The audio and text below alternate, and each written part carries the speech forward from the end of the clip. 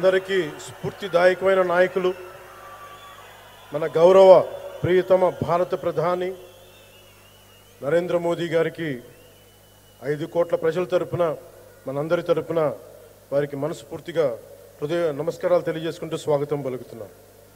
వేదికపైన ఆసీనులైన గౌరవ రాష్ట్ర గవర్నర్ గారికి అబ్దుల్ నజీర్ గారికి నా హృదయపూర్వక నమస్కారాలు. రాష్ట్రాన్ని ఒక తరం కాదు, ఒక ఎన్నికలు కాదు, 5 సంవత్సరాలుగా ఒక తరం కోసం ఆలోచించే నాయకులు శ్రీ నారా గౌరవ ముఖ్యమంత్రి శ్రీ నారా చంద్రబాబు నాయుడు గారికి హృదయపూర్వక నమస్కారాలు. అలాగే వారి తండ్రి అడుగుజాడల్లో సమర్థవంతంగా తనకిచ్చిన అన్ని శాఖల్ని సమర్థవంతంగా నిర్వహిస్తున్న యువ నాయకులు లోకేష్ గారికి నా హృదయపూర్వక నమస్కారాలు. వేదికపైన ఆసీనులైన కేంద్ర మంత్రివర్యులందరికీ, సహచర మంత్రివర్గ సభ్యులకి, ఇక్కడికి విచ్చేసిన శాసనసభ్యులందరికీ పేరు పేరు నా హృదయపూర్వక నమస్కారాలు. ఇక్కడికి విచ్చేసిన జనసేన నాయకులకి, తెలుగుదేశం నాయకులకి, భారతీయ జనతా పార్టీ నాయకులకి, ప్రతి ఒక్కరికి పేరు పేరున నా హృదయపూర్వక నమస్కారం. మనకి ప్రధానమంత్రి గారిని ఒకటే ఒక పదంతో పిలుస్తాం, కర్మయోగి.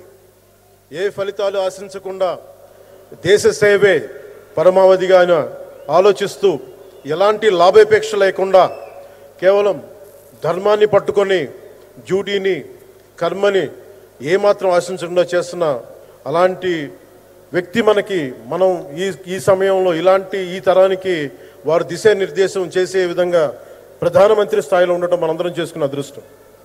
One who performs duty with truth, righteousness and discipline without attachment to results and dedicates action to the protection of the motherland attains eternal glory. The statement perfectly describes Honorable Prime Minister Shri Narendra Modi ji. Our Honorable Prime Minister Shri Narendra Modi ji is not just leading a government. ఆయన ప్రభుత్వాన్ని ఒకటే నడపట్లేదు, 2 తరాలని నడుపుతూ ఒక alpha రాబోయే ఇప్పుడు పుట్టిన బిడ్డలకి దిశానిర్దేశం చేస్తున్నారు. అలాంటి మన ఆత్మనిర్భర్ భారత్ ఎవరి మీద ఆధారపడకుండా దేశం తలెత్తి చూసేలాగా మేము సేవకులం కాదు, మేము భాగస్వామ్యం వహిస్తాం. మేము దేశానికి, ప్రపంచానికి దిశానిర్దేశం చేస్తాం.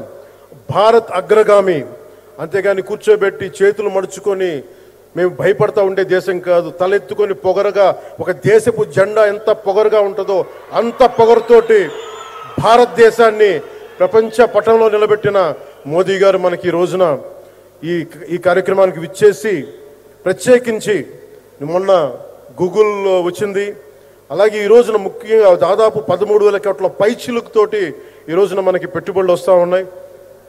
దాంట్లో ప్రత్యేకించి ఉరవకంలో 4,000 కోట్ల రూపాయలు పెట్టుబడి మనకి. ప్రత్యేకించి ఈ రోజున మనకి జిఎస్టీ పన్నులు ఎప్పుడు పెరగడమే తప్ప ఇప్పుడు తగ్గవు. అలాంటి పన్నుల భారాన్ని మనకి మోదీ గారు వచ్చాక దాదాపు ప్రతి కుటుంబానికి సంవత్సరానికి, ఇందాక సోదరు లోకేష్ గారు చెప్పినట్టుగా, ఒక 20,000 రూపాయలు ఆదా చేసుకునే అవకాశం కలుగుతుంది. ఇది జిఎస్టీలో విద్య కానీ వైద్యం ఖర్చులకు భారం నుంచి సామాన్యులకు ఉపశమనం కలిగిస్తుంది. ఆరోగ్య బీమా, జీవిత బీమాపై జిఎస్టీ పూర్తిగా తొలగించడంతో పాటు వార్షిక ప్రీమియం 3,000 నుంచి 4,000కు తగ్గి అందరికీ ఇది అందుబాటులో ఉంటుంది.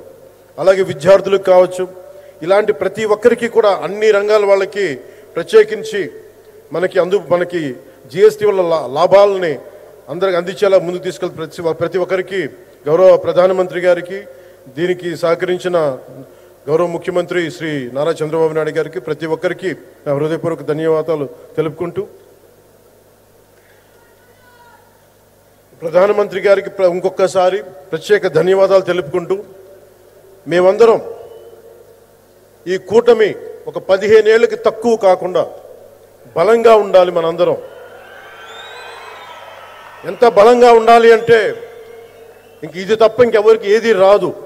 ఇబ్బందులున్నా ఉన్నా తట్టుకొని నిలబడి, ఎందుకంటే ఈ రోజున ప్రధానమంత్రి గారు మనకు వచ్చి అండగా ఉన్నారంటే ఈ పెట్టుబడులను కానీ, ఈ నమ్మకాన్ని కానీ ఎటు మాత్రం సడలించకుండా మేము ముందుకెళ్తామని మీ అందరికీ తెలియజేసుకుంటూ, అందరం సమిష్టిగా పనిచేస్తాం.